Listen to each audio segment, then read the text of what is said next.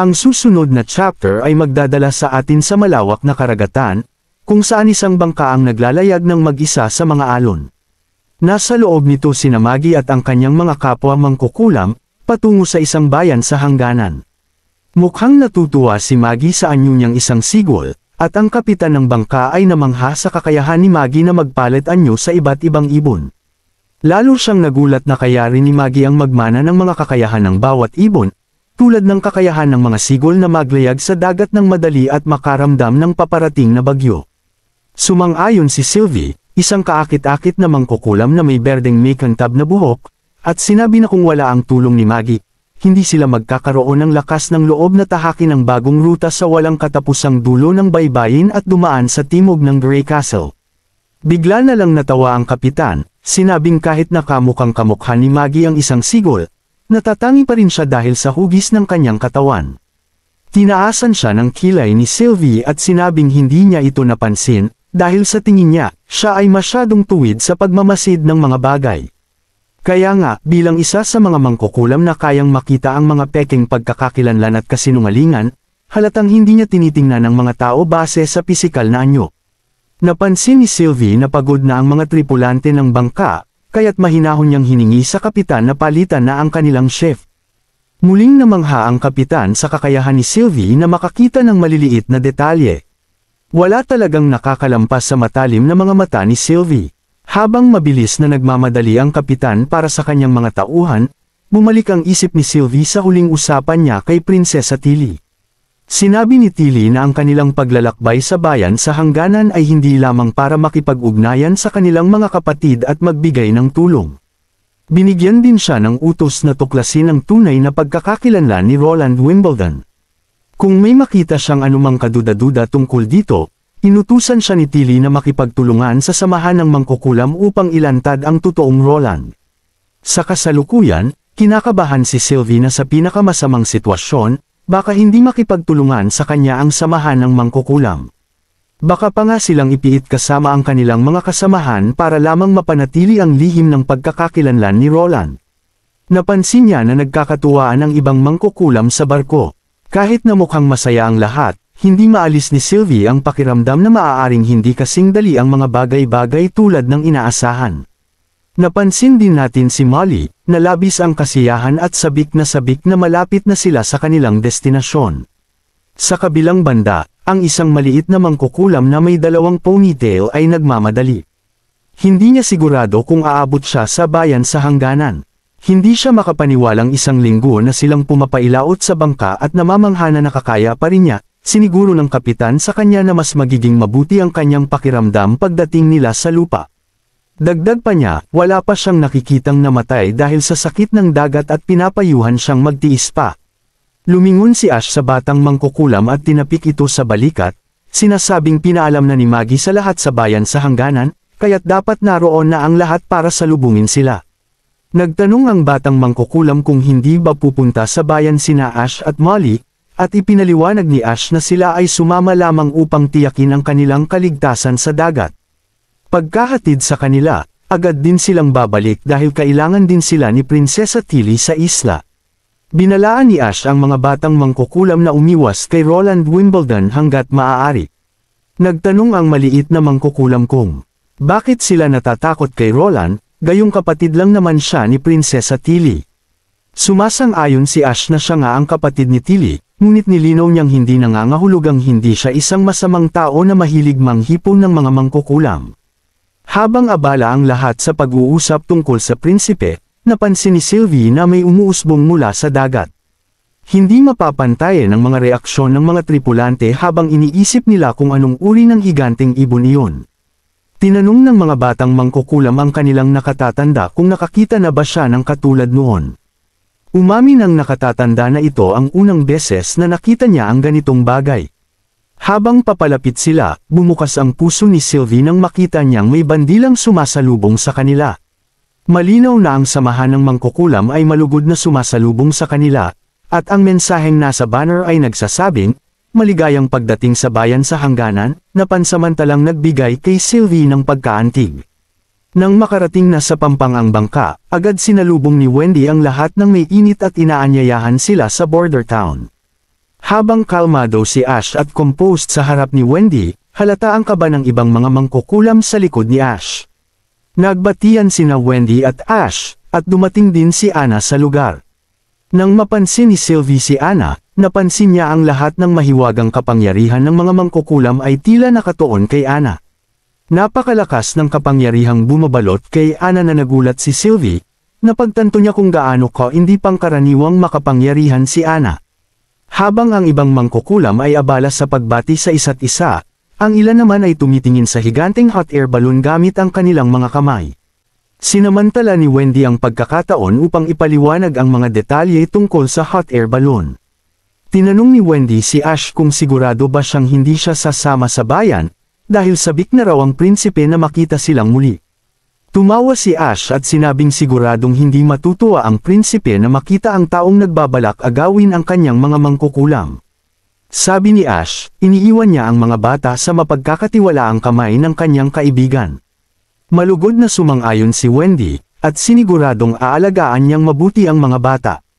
Agad na itinaas ni Lightning ang mga bagong mangkukulam papunta sa hot air balloon. Habang si Sylvie ay medyo kinakabahan pa, isang pitik lamang ng daliri ni Anna, at agad na sumiklab ang itim na apoy na nagpaandar sa kanila pataas sa kalangitan. Kumakawi ng huling pamamaalam si Molly mula sa lupa, habang ang mga batang mangkukulam sa ere ay naglakbay patungo sa kanilang bagong tahanan. Sa taas ng kalangitan, agad na hiniling ni Lightning sa mga bagong dating na ipakita ang kanilang mga kapangyarihan, habang sinisiyasat ni Wendy si Sylvie kung maayos ang kanyang pakiramdam. Sumagot si Sylvie na okay lang siya, ngunit inamin na medyo sumasakit ang ulo niya. Mukhang hindi lang sakit ng ulo ang nararamdaman ni Sylvie. Sinumpa niya ang sarili sa di sinasadyang pag-activate ng kanyang magic eye. Hindi niya inasahang makakita ng ganitong kalaking liwanag, ngunit ramdam pa rin niya ang sakit sa kanyang katawan. Ito ang unang pagkakataong nakakita siya ng ganitong malawak na tanawin, na labis na nakapag-overwhelm sa kanyang kapangyarihan. Pinaalalahanan siya ni Wendy na huminga ng malalim dahil lahat naman ay nakakaramdam ng kakaiba sa unang pagkakataong lumipad sa himpapawid. Nagpasalamat si Sylvie at siniguradong mas mabuti na ang kanyang pakiramdam. Samantala, ang iba pang mga batang mangkukulam ay natutuwa habang masayang kinakanta ni Lightning ang mga kabayanihan ng kanilang prinsipe, masiglang ikinukwento ang mga pakikipagsapalaran nila. Mukhang nagsimula ng mag-relax si Sylvie, napagtanto niya na mas masaya at mas komportable ang atmosfera kaysa sa inaasahan niya, at umaasa siyang manatili ito magpakailanman. Nang makarating sila sa itaas ng border town, bumaba ang lobo malapit sa kastilyo, at labis na nagulat ang mga babae nang marinig nila ang malakas na pagsabog ng mga kanyan. Agad na pinakalma sila ni Lightning, ipinaliwanag na pinaputok lang ng prinsipe ang mga kanyan bilang pagsalubong sa kanila. Hindi nagtagal, dumating ang mga mangkukulam mula sa samahan ng mga mangkukulam para batiin ang mga bagong dating. Nabilib si Sylvie sa katotohanan ang kanilang mahika ay ganap na naiiba sa kanyang inaasahan. Hindi niya maiwasang mapansin kung gaano kabait ang mga kapatid mula sa samahan, ngunit pinaalalahanan niya ang kanyang sarili na manatiling alerto sakaling may mangyari. Pagkapasok nila sa bulwagan ng kainan, nakita nila ang isang piging na nakahain na sa mesa. Mainit na tinanggap ng prinsipe ang lahat sa border town, ipinakilala ang sarili bilang pinuno ng kanlurang rehiyon, at sinabi sa kanila na ituring ang lugar na parang tahanan. Habang tuwang-tuwa ang ibang mga babae sa nakikitang piging, labis na namangha si Sylvie sa kanyang nasasaksihan. Napansin niyang hindi suot ng prinsipe ang bato ng banal na paghuhukom, at walang bakas na siya'y isang mangkukulam. Ipinahiwatig nito na ang lalaking nasa harap nila ay si Roland mismo, hindi nagtatago o kinokontrol ng mahika. Pagkatapos ng abalang araw, nakita natin ang prinsipe na umiinom ng masarap na alak, bum-ontong hininga habang sumasandal sa kanyang kama. Labis siyang nasasabik sa pagdating ng mga mangkukulam na hindi siya makatulog, kaya umiinom siya upang makatulog. Tinanong ng prinsipe kung nahatid na ba nila ang mga bagong kapatid sa kanilang mga tirahan. Gayunpaman, hindi masyadong natuwa si Nightingale sa pagtawag niya sa kanila bilang mga kapatid agad-agad, binalaan siya na huwag magtiwala kaagad. Tinanong ng prinsipe si Nightingale kung bakit siya masyadong maingat, at inamin niya na nagsasabi ng kalahating katotohanan si Sylvie. Bagamat walang masama sa kanyang mga salita, maingat siya sa pagpili ng mga ito. Tumango ang prinsipe, nauunawaan ang kanyang punto. Naisip niya na marahil sinusuri ni Sylvie kung siya nga ba ang tunay na Roland Wimbledon. Ipinaalala niya kay Nightingale na kung isa sa mga miyembro ng kanyang pamilya ay biglang nagbago ng personalidad, malamang magtatanong rin siya kung pinalitan o kinokontrol ang mga ito. Ito rin ang iniisip ni Sylvie, dahil sa kabisera, si Roland ay kilala bilang tamad at madaling apihin. Naging curious din si Nightingale, iniisip kung siya nga ba talaga si Roland Wimbledon.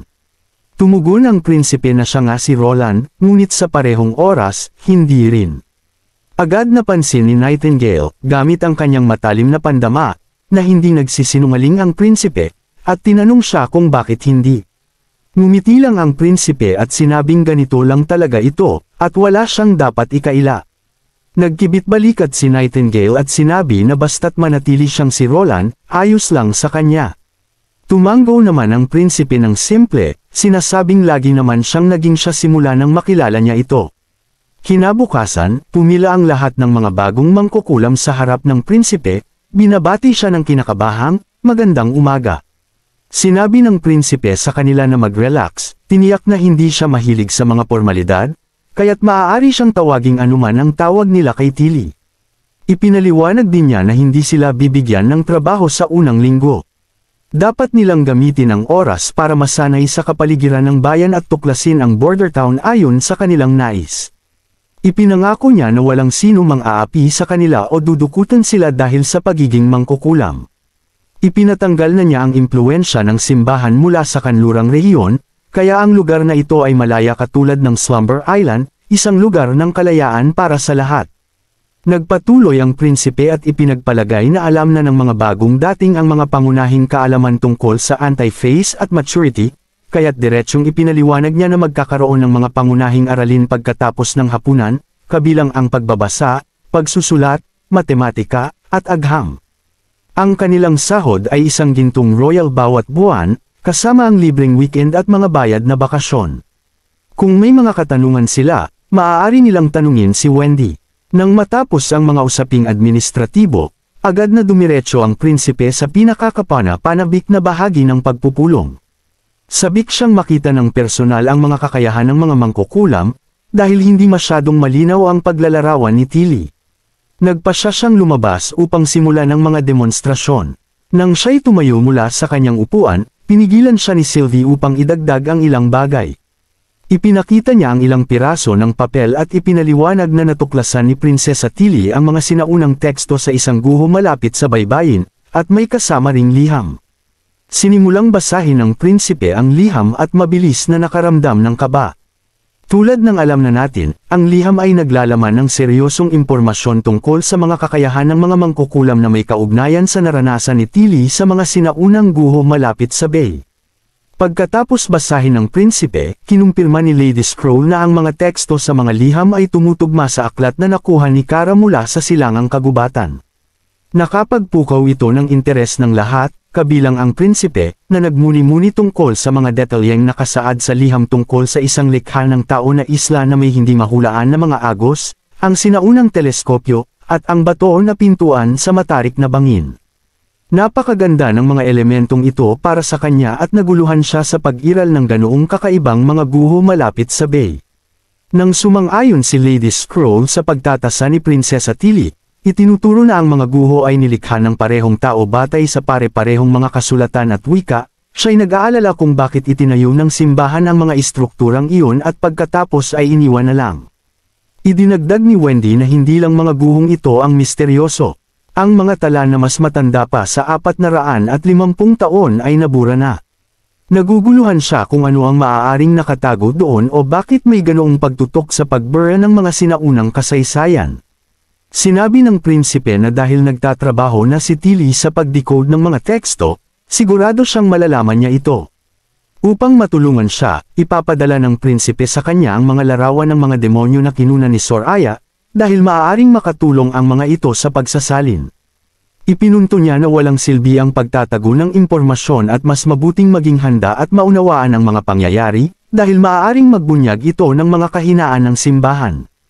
Kung wala naman silang pakialam, bakit malalim ang pagtatago ng kanilang kasaysayan? Iminungkahi din niya na balikan ang bato na tore sa ulap na kagubatan, kung saan minsan nakakita si Lightning ng demonyo. Baka may mga karagdagang pahiwatig doon. Dagdag pa niya na kapag mayroon ng bagong mga sandata ang hukbo, lilinisin nila ang kagubatan upang matiyak na wala ng mga demonyo na nagtatago. Ang una nilang gagawin ay subukan ang mga kakayahan ng lahat. Lumabas sila sa bakanting bakuran kung saan si Lotus, ang unang mangkukulam, ay nagpakita ng kanyang kakayahan. Hinugot niya ang isang napakalaking bato mula sa lupa ng walang kahirap-hirap. Lubos na humanga ang prinsipe, napansin na bagamat kasing edad ni Nightingale, mukhang bata pa si Lotus, parang isang sariwang pipino. Ang kanyang mga kakayahan ay sobrang lakas din. Kaya niyang baguhin ang anyo ng lupa sa loob ng 5 metrong radius nang hindi nagpapakita ng pagod. Ngunit kapag sinubukan niyang pahabain ang mud tower ng lampas sa 7 o 8 metro, nagsisimulang bumagsak ang tore na kanyang nililika dahil sa kawalan ng balanse sa estruktura. Bukod dito, mas kaunting mahika ang nagagamit niya kapag maluwag ang lupa. Ngunit ang kakayahan niya ay epektibo sa matibay na lupa, tulad ng sa islang pinanggalingan niya. Habang ang mga bahay na yari sa lupa na itatayo niya sa bayan sa hangganan ay malamang nababagsak lamang. Ipinapaliwanag din ni Lady Scroll ang ilang teknikal na detalye tungkol sa kanyang kapangyarihan. Isa itong uri ng pagtawag, walang sobrang dekorasyon, at kaya niyang baguhin ang lupa hanggang 5 metro. Ang mga bato ng banal na hatol ay matindi ang epekto sa kanya, ngunit hindi nito naaapektuhan ang anumang estrukturang nagawa na niya. Sunod na ipapakilala ay si Honey, nakakaabot lamang sa kanyang pagiging ganap na makapangyarihan noong nakaraang taglamig. Ang pangunahing kakayahan niya ay ang pagtem ng mga hayop. Kaya niyang paamuhin ang anumang hayop at gawin itong sundin ang kanyang mga utos sa abot ng kakayahan nito. Ang kontrol niya ay tumatagal hanggang matapos ng hayop ang gawain nito o siya na mismo ang magwawakas nito. Bukod dito, may karagdagan siyang kakayahan na tinatawag na Animal Messenger, kung saan maaari niyang ipadala ang mga hayop upang makahanap ng mas makapangyarihang nilalang. Ang limitasyon ay lahat ng kanyang mga kapangyarihan ay naaapektuhan ng mga bato ng banal na hatol, at mas malaki ang hayop, mas maraming mahika ang kinakailangan upang paamuin ito. Sunod naman ay si Evelyn, na nasa edad 25 o 26. Taglay niya ang kakaibang kakayahan na gawing iba't ibang uri ng alkohol ang hilaw na whiskey, basta't natikman na niya ito dati.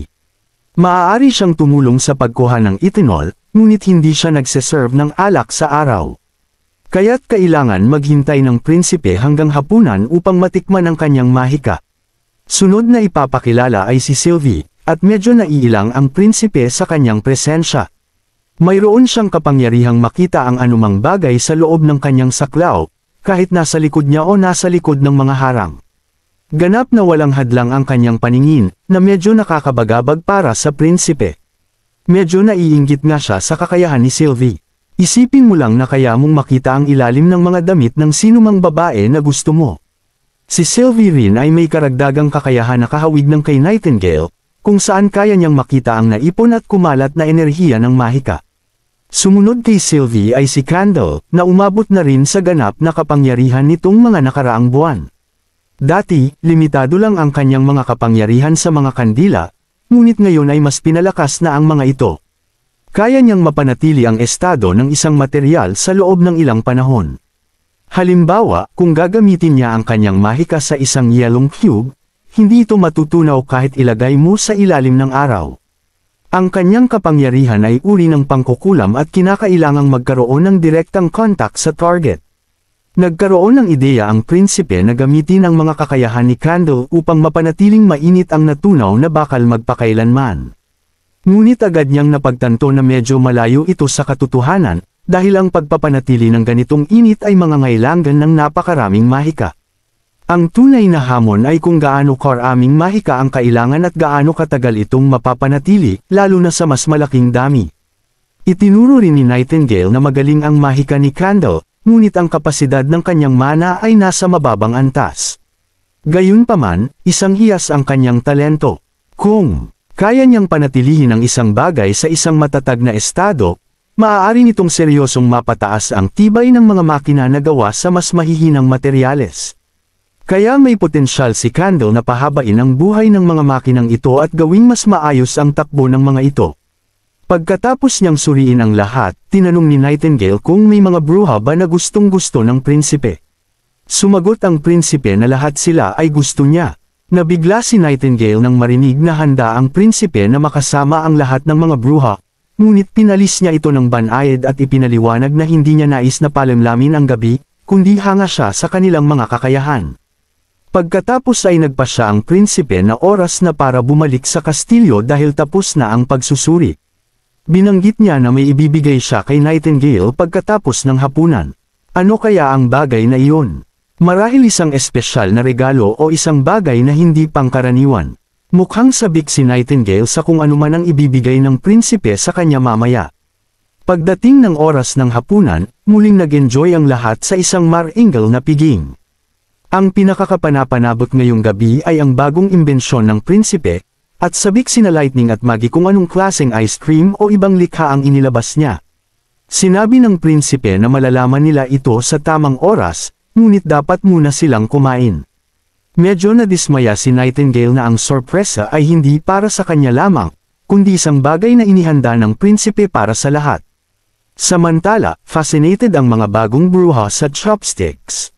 Ipinaliwanag ni Lady Scroll na madalas na nag-iimbento ng mga bagong atensyon-grabang na bagay ang prinsipe tulad ng pabango, chopsticks, at ice cream, at sinusubukan niya ito sa isang mangkukulam bago opisyal na ipamahagi.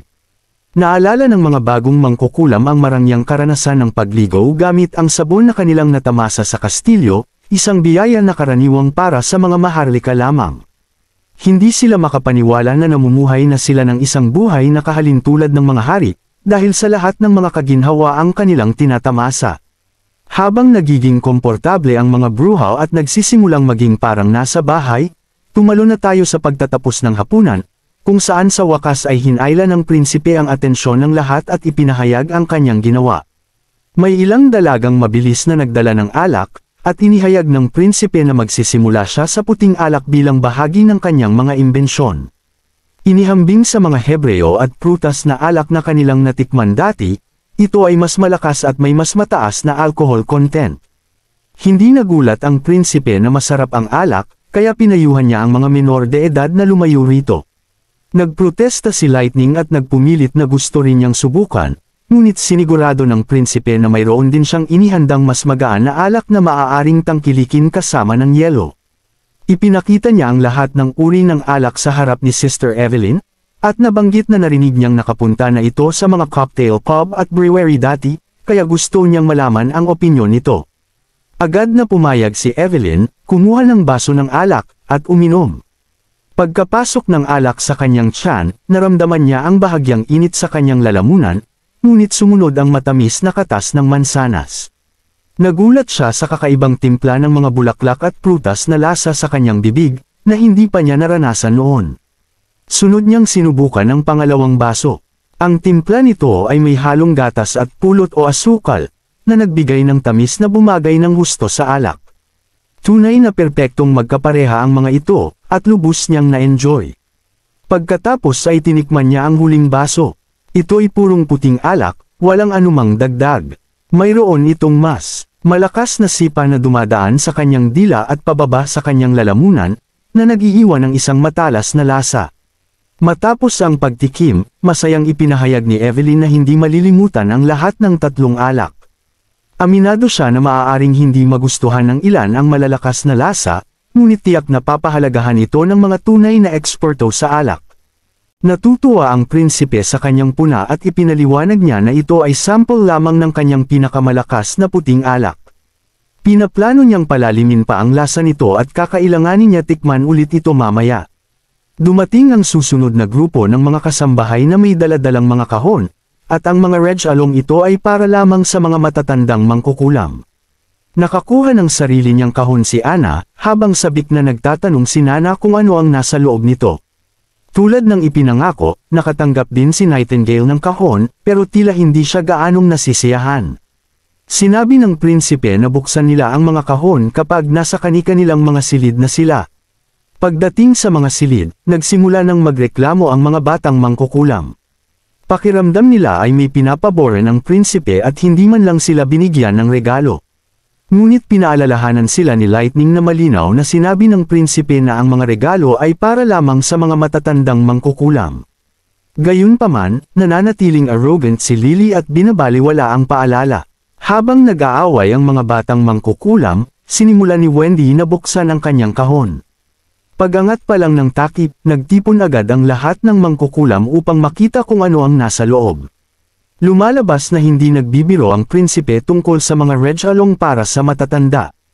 Nasa loob ng kahon ang mga bra, na malinaw na para sa mga kababaihang may medyo lumaylay na dibdib.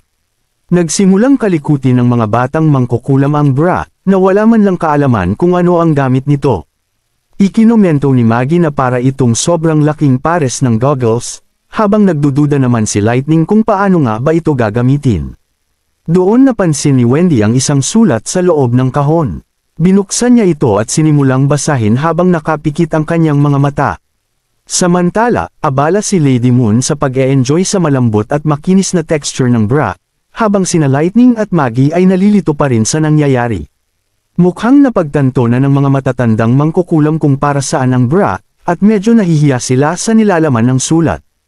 Ipinaliwanag nito na ang mga bra ay tumutulong sa muling pamamahagi ng timbang ng dibdib, nagpapabuti ng sirkulasyon, at nagpapaganda ng poster. Tiningnan ng mga batang mangkukulam ang kanilang mga patag na dibdib, at saka si Wendy na may pinakamalalaking dibdib sa lahat. Pati si Lily, na karaniwang arrogant, ay nagsimulang maintindihan kung bakit ang mga regalo ay para lamang sa matatanda. Ngunit sinusubukan pa rin niyang iligtas ang kanyang dignidad, sinasabing hindi siya interesado sa mga bra at hindi kailanman nagustuhan ang mga ito. Malinaw naman at tinatago lang ni Lily ang kanyang pagkahiya dahil wala siyang sariling dibdib. Sinabi ni Lightning kay Wendy na isuot na ang kanyang bra dahil gusto niyang subukan ito, ngunit biglang natarante si Wendy at mabilis na itinaboy palabas ang mga batang mangkukulam, sinasabing matulog na sila. Isinara niya ang pinto sa likuran nila, ang kanyang puso ay tumitibok pa rin ng mabilis, at nagtataka kung bakit ibinigay ng prinsipe ang mga ganitong bagay. Naguguluhang nagtanong si Nightingale kung bakit hindi na lang ibinigay ng prinsipe ang mga bra ng sama-sama. Ngunit bigla niyang naisip ang isang ideya na parang kidlat. Marahil ibinigay ng paisa-isa ng prinsipe ang mga bra dahil magkakaiba ang sukat ng bawat isa, na nangangahulugang talagang pinagtuunan ng prinsipe ng pansin ang sukat ng bawat isa. Sa kanyang pagkatanto, mabilis na tumakbo palabas si Nightingale at nagtungo sa silid ni Anna. Doon, tinanong niya ito tungkol sa regalo. Ipinagmalaki ni Anna ang kanyang dibdib at sinabi na nakakagulat na komportable ang bra, at suot na niya ito at nahanap itong napaka-praktikal.